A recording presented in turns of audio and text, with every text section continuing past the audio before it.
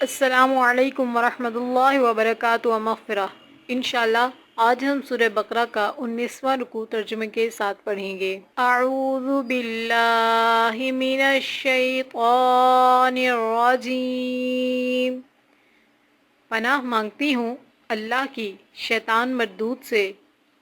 بسم اللہ الرحمن الرحیم، اللہ کے نام سے شروع جو بڑا مہربان نہایت رحم کرنے والا ہے۔ یا ایھا الذین آمنوا استعینوا بالصبر والصلاۃ ان اللہ مع الصابرین،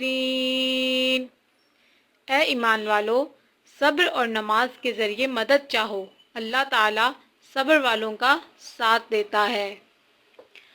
وَلَا تَقُولُوا لِمَن يُقْتَلُ فِي سَبِيلِ اللَّهِ أَمْوَاتٌ بَلْ أَحْيَاءٌ وَلَٰكِن لَّا تَشْعُرُونَ، اور اللہ تعالیٰ کی راہ کے شہیدوں کو مردہ مت کہو، وہ زندہ ہیں لیکن تم نہیں سمجھتے۔ وَلَنَبْلُوَنَّكُم بِشَيْءٍ مِّنَ الْخَوْفِ وَالْجُوعِ وَنَقْصٍ مِّنَ الْأَمْوَالِ وَالْأَنفُسِ وَالثَّمَرَاتِ وَبَشِّرِ الصَّابِرِينَ، اور ہم کسی نہ کسی طرح تمہیں آزمائش ضرور کریں گے، دشمن کے ڈر سے، بھوک پیاس سے، مال و جان اور پھلوں کی کمی سے، اور ان صبر کرنے والوں کو خوشخبری دے دیجیے۔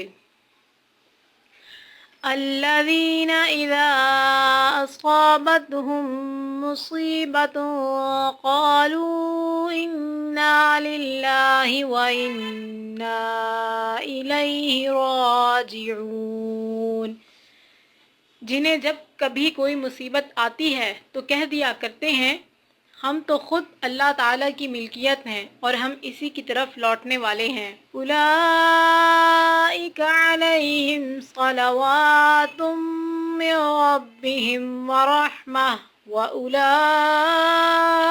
هم المہتدون، ان پر ان کے رب کی نوازشیں اور رحمتیں ہیں اور یہی لوگ ہدایت یافتہ ہیں۔